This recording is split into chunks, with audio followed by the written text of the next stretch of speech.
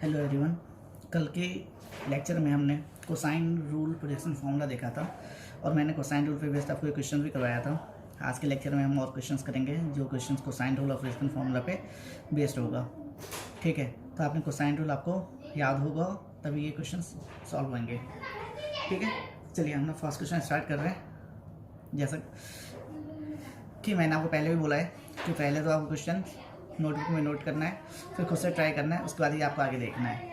ठीक है, तो चलिए अपना फर्स्ट क्वेश्चन है। इसमें कह रहा है the sides of triangle given है और क्या नेचर ऑफ ट्रायंगल बताइए। नेचर ऑफ ट्रायंगल का मतलब है कि ट्रायंगल ऑब्ट्यूस होगा, एक्यूट होगा या कैसा होगा। ठीक है, तो अपने पास साइड्स ऑफ ट्रायंगल क्या क्या गिवन है, 3x + 4y, 4x + 3y and 5x + 5y। ये तीन चीज़ें गिवन है। एक का नाम दे दो A, दूसरे का नाम दे देते हैं B, तीसरे का नाम देते हैं C। तो आपको याद होगा मैंने कोसाइन रूल जब बताया था उस समय मैंने आपको बोला था कि अगर 2 के स्क्वायर का सम तीसरे से ग्रेटर होगा या लेसन होगा, ये आप चेक कर लिया करो। 2 के स्क्वायर का सम अगर तीसरे से ग्रेटर होगा तो एक्यूट एंगल ट्रायंगल होगा। 2 के स्क्वायर का सम तीसरे के स्क्वायर से अगर स्मॉलर होगा तो ऑब्ट्यूस एंगल ट्रायंगल होगा। 2 के स्क्वायर का सम तीसरे के इक्वल होगा तो उसको हम कहते हैं राइट एंगल ट्रायंगल। तो मैं यहाँ पे यही काम कर रहा हूँ। मैंने एक का नाम दिया ABC। मैं यहाँ क्या चेक कर रहा हूँ, मैं पहले A² + B² इधर लिख दे रहा हूँ, इधर मैं लिख रहा हूँ C²। और मैं देख रहा हूँ कि A² + B² C² से बड़ा है, छोटा है या इक्वल है। ठीक है, तो चलिए, तो A² का मतलब क्या हो जाएगा 3x, A² का मतलब हो जाएगा 3x + 4y का whole square plus 4x + 3y का होल स्क्वायर। इधर C² अपने को फाइंड करना है तो पहले A² + B² फाइंड कर लें, फिर C² फाइंड करेंगे। तो यहाँ देखिए डायरेक्ट लिख रहा हूँ, ये होगा 9x², ये होगा 16x²। तो दोनों को ऐड करेंगे तो आ जाएगा 25x²। ऐसे ये होगा 16y² और यहाँ आएगा 9, तो ये भी बन जाएगा 25y²। यहाँ पे 2ab करोगे तो आएगा 4 3 × 12 24xy। उधर से भी वही आएगा 24xy। ये मैंने डायरेक्ट फॉर्मूला लगा दिया है, यहाँ तो कोई दिक्कत नहीं होगा आपको। तो ये मैंने लिखा 25x² + 25y² +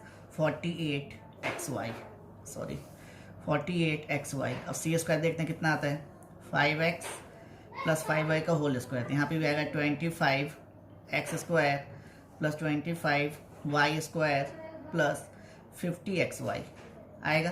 तो देखिए यहाँ ये टर्म तो यहाँ पे सेम है इतना, लेकिन इसमें यहाँ पे 48xy है और यहाँ पे 50xy है। तो कौन सी वैल्यू बड़ी है बता सकते हैं आप? मेरे अकॉर्डिंग तो C² बड़ी हो जाएगी। तो हम क्या बोलेंगे कि A² + B² is greater than C²। ऐसा ही है, A² + B² is greater than A² + B² is less than C², है ना। इसका मतलब ये कौन से रिलेशन के लिए हो जाएगा, ऑब्ट्यूस एंगल ट्रायंगल हो जाएगा। ठीक है, ये अपना मेथड 1 है जो कि इजी है। सेकंड मेथड आप यहाँ पे क्या अप्लाई कर सकते थे, आप एक मेथड ये भी अप्लाई कर सकते थे कि आप यहाँ पे कोई भी कॉस निकाल लीजिए। मान लीजिए आपने cos C निकाल लिया और चेक कर लिया cos C क्या आएगा, या cos A निकाल लिया या cos B निकाल लिया, चेक कर लिया। ठीक है, तो मान लीजिए आप cos C निकालेंगे तो जब चेक करेंगे cos C निकालेंगे, फॉर्मूला लगा देते A² + B² - C² divided by 2ab। यहाँ पे वैल्यू रखिएगा तो आपको दिख जाएगा cos C की वैल्यू नेगेटिव आएगा, तो वहाँ से भी आप कह सकते हैं कि ट्रायंगल क्या हो जाएगा, ऑब्ट्यूस एंगल ट्रायंगल हो जाएगा। ठीक है, कोई दिक्कत यहाँ पे नहीं होगा, है ना। चलिए क्वेश्चन नंबर 2 पे आते हैं, देख लीजिएगा इस क्वेश्चन को। चलिए क्वेश्चन नंबर 2 करते हैं।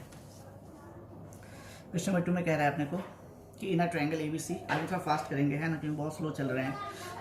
In a triangle ABC C cos² A/2 + A cos² C/2 = 3b/2 then A, B, C are in, मतलब AP में है, GP में है, HP में है, किस में है ये बताना है आपको।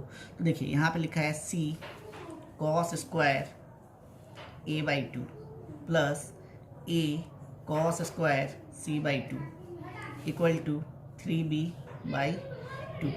अब इसको आप क्या कीजिए, half angle formula cos² A/2 है ना। तो आपको याद होगा गोल्डन स्टेटमेंट करके हमने एक चीज़ पढ़ा था। गोल्डन स्टेटमेंट हमने क्या पढ़ा था कि 2 cos² A = 1 + cos 2a, ये याद होगा आपको। तो इसका मतलब 2 cos² A कितना हो जाएगा, A/2 कितना हो जाएगा, 1 + cos। आपको मैंने ट्रिग्नोमेट्री में ये फॉर्मूला बताया था जहाँ मैंने कहा था ये गोल्डन स्टेटमेंट है है ना। यहाँ पे इधर जो एंगल होता है उसका डबल साइड आ जाता है, ठीक है।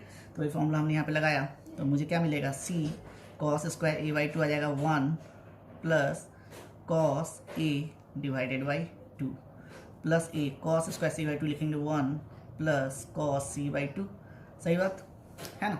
चलिए अब आप ब्रैकेट ओपन कीजिएगा और एलसीएम भी ले लीजिए। एलसीएम भी दोनों एक साथ ही काम करते हैं, स्टेप बचेगा तो फटाफट हो जाएगा 2। यहाँ ब्रैकेट भी ओपन करते हैं सी, तो सी अच्छा सामने 3b/2 है, ये तो दिखा ही नहीं। यहाँ से कितना आ जाएगा, सी cos A plus A cos सी। तो सी plus A plus C cos A plus A cos सी, ये अपना प्रोजेक्शन फार्मूला के अकॉर्डिंग बी हो जाएगा, याद है ना। देख लीजिएगा प्रोजेक्शन फार्मूला, तो उससे क्या मिल जाएगा, ये हो जाएगा बी।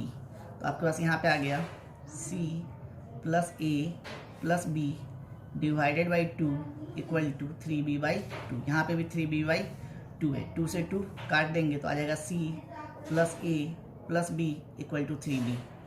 तो यहाँ से मिलेगा C plus A equal to 2b, ठीक है। तो अब आप यहाँ बोल सकते हैं कि ये A B C are in A P, सही है। तो इस क्वेश्चन में हमने कौन सा फॉर्मूला अप्लाई किया, प्रोजेक्शन फॉर्मूला अप्लाई किया, ठीक है। कोई दिक्कत यहाँ तक नहीं। चलिए क्वेश्चन नंबर 3 पे आते हैं।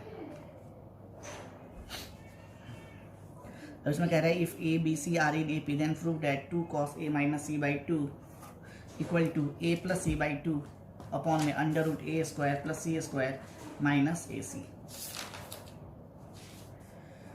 ठीक है। तो चलिए स्टार्ट करते हैं।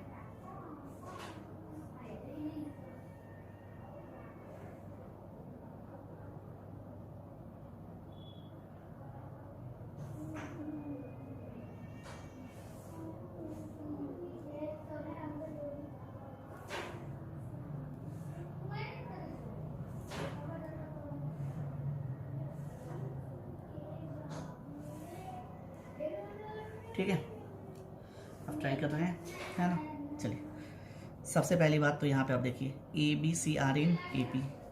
तो आपको मैंने प्रीवियस क्वेश्चंस में डिस्कशन के टाइम में बोला था कि अगर ए बी सी ए पी में होगा तो एंगल भी 60 डिग्री होगा। ये बात मैंने बोला था, आपको याद भी रखना है ना।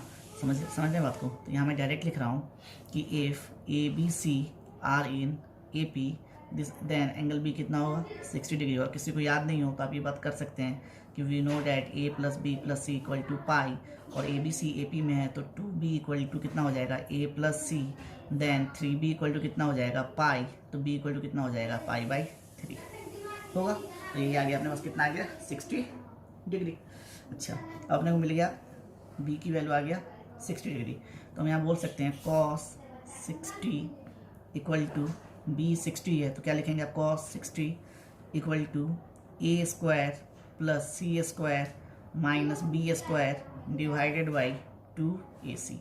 cos 60 होता है 1/2, तो a square plus C square minus B square upon में 2ac, 2 से 2 कट जाएगा। तो आप क्या बोलेंगे, a square plus C square minus B square equal to ac। अब क्या बोलेंगे, a square plus C square minus ac equal to B square. सही बात। अब जैसे ही आप ये ऐसा करेंगे ना तो आपका जो क्वेश्चन है ना वो क्या दिखने लग जाएगा आपको, 2 cos a minus C by 2 equal to A plus C upon में b। आपका क्वेश्चन इस फॉर्म में रिड्यूस हो गया। ये समझ में आया कैसे हुआ, क्योंकि हमने ए square plus C square minus A सी की जगह पर रख दिया बी स्क्वायर क्वेश्चन में। तो अपना क्वेश्चन बन गया ए प्लस सी, सॉरी यहाँ बी लिख दिया था मैंने, A plus C divided by B. तो मतलब आपको ये प्रूव करना है ए प्लस सी अपॉन में B equal to 2 cos a minus C by 2। तो RHS ले लेते हैं या LHS जो भी है उसको। तो कितना है, a plus C by B. A की जगह तो आपको याद ही है क्या होगा, साइन ए, सी की जगह साइन सी, बी की जगह साइन बी, ठीक है, कोई दिक्कत नहीं। अब यहाँ पे फॉर्मूला लगा दीजिए, क्या लग जाएगा formula, 2 sine A plus C by 2 into cos A minus C by 2 divided by sine B. अच्छा ऊपर हाफ एंगल है तो साइन बी को भी हाफ एंगल में कन्वर्ट कर दो, तो 2 sine B by 2 into cos B by 2, ऐसा लिख दूँ चलेगा, लेकिन उससे कुछ फ़ायदा होगा नहीं। है ना? नहीं चलेगा, कोई दिक्कत नहीं है, यहाँ तक है तो बताइए। नहीं है, ठीक है। चलिए अब आगे देखिए। अब यहाँ पे आपके पास ना b की वैल्यू मालूम है आपको, लेकिन b की वैल्यू रखने से कोई मतलब नहीं है, तो क्या करें क्या करें क्या करें, चलो देखते हैं। क्यों यहाँ पे b की वैल्यू अगर आप रख भी दोगे ना तो कुछ कटेगा नहीं, तो आप क्या करो, ये b/2 है ना, इसमें किसी एक ऊपर में साइन a+c/2, कॉस b/2 जो होगा ना वो साइन a+c/2 के इक्वल हो जाएगा। कैसे देखो, we know that a+b+c equal to पाई, तो b/2 equal to पाई/2 minus a+c/2, तो cos b/2 equal to sign a+c/2, ऐसा बोल सकता हूँ। यस, तो ये और ये कट जाएगा, 2 से 2 कट जाएगा, कटेगा, तो यहाँ बचेगा कितना, कॉस a-c/2 अपॉन में साइन b/2। b की वैल्यू कितना है 60, तो कितना बन जाएगा ये 30, साइन 30 कितना होता है 1/2, hence fruit 2 cos a-c/2, hence fruit, है ना? कोई दिक्कत यहाँ तक नहीं? अच्छा क्वेश्चन था ये, चलिए देख लीजिए इसको। नेक्स्ट क्वेश्चन पे आते हैं।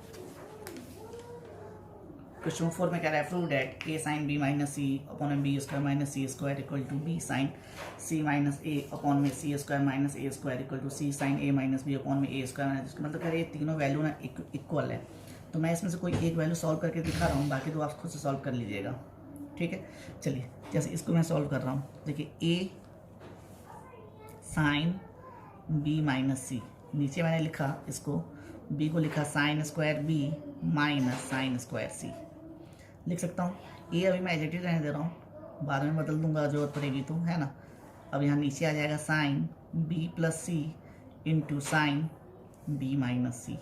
अब ये और ये कट जाएगा, अब देखिए ये ऊपर a और ये तो बन जाएगा साइन a, तो a अपॉन में साइन a, मतलब a को फिर से लिख दोगे साइन a, तो साइन a अपॉन में साइन a, तो ये कट गया, मतलब 1 आ गया। ऐसे सिमिलरली आप इनको भी सॉल्व करोगे तो ये भी 1 आ जाएगा, ये भी 1 हो जाएगा, तो हेंस प्रूफ कर लोगे आगे, है ना।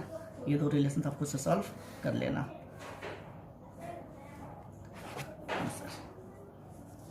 Solve and get the answer. 3rd भी हो गया, 4th भी हो गया, ठीक है। चलिए नेक्स्ट क्वेश्चन पे आते हैं फिर। नेक्स्ट कह रहा है prove that b square sine 2c plus C. सारे क्वेश्चन ईजी हैं इसके, अभी तक तो मुझे नहीं लगा कि कोई ऐसा क्वेश्चन हो जो बहुत ज़्यादा टफ हो, है ना, बहुत दिमाग लगाना पड़ा हो आपको। चलिए देखते हैं इसको, b square sine 2c plus C square sine 2b equal to sine a है, तो सिंपल सी बात होता है, एंगल हाफ, मतलब सिंगल एंगल है, डबल एंगल है, तो सबसे पहला काम तो अपना क्या होगा, मल्टीपल एंगल को सिंगल एंगल में कन्वर्ट करना, तो कर दो। जैसे आप मल्टीपल एंगल को सिंगल एंगल में कन्वर्ट करोगे तो b स्क्वायर है, तो इसको तो b स्क्वायर रहने दो, साइन 2c को लिख दो 2 sine c into cos c, फिर c स्क्वायर साइन 2b लिख दो 2 sine b into cos b, ठीक है। तो b स्क्वायर को एज इट इज रहने दिया, 2 साइन c को लिख दिया साइन c को लिख दिया c, कॉस c को फॉर्मूला लगा दिया, b square plus c square minus a square. सही जा रहा हूँ या गलत जा रहा हूँ? सही जा रहा हूँ शायद, चलिए देखते हैं। अपॉन में 2bc, ठीक है, फिर इधर लिखा c square into 2 sine b है ना, तो इसको लिख दिया b, कॉस b का फॉर्मूला लगाया a square plus c square minus b square और डिवाइडेड बाई 2 a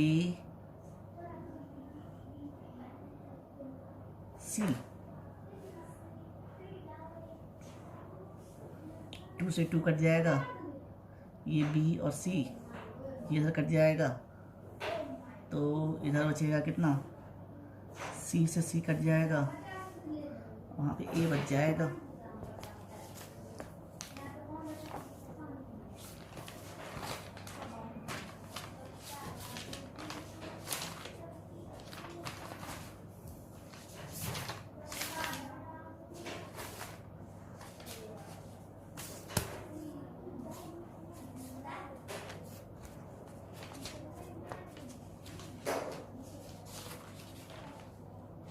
ऐसा मुझे लग रहा है इस क्वेश्चन में कुछ मिस्टेक हो गया है, एक बार चेक करते हैं। नहीं सही है यहाँ तक तो, है ना।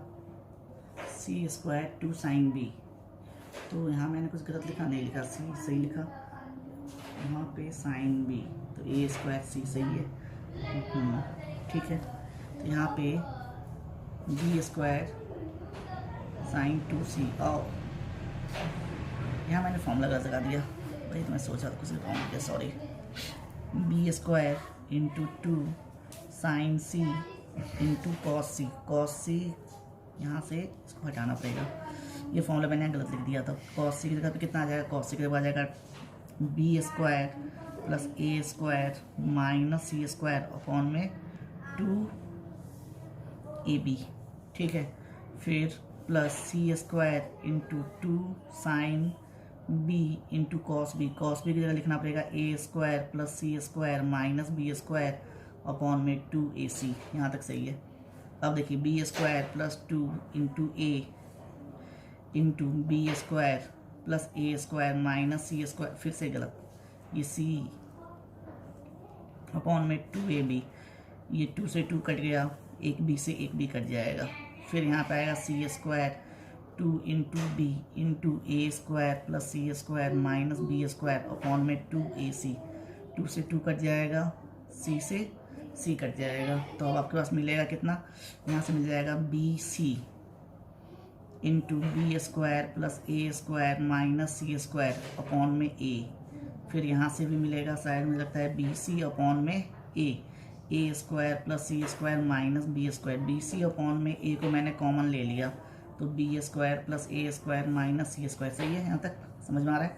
ए स्क्वायर सी स्क्वायर माइनस भी कुछ नहीं करना है, अब तो सब अब ईजी है, थोड़ा सा मैं मिस्टेक कर बैठा था, ये कट गया। तो यहाँ मिलेगा मुझे 2a square B C upon में ए से ए कट जाएगा, तो आ जाएगा 2abc, वही लिखा है, देख लो 2bc, साइन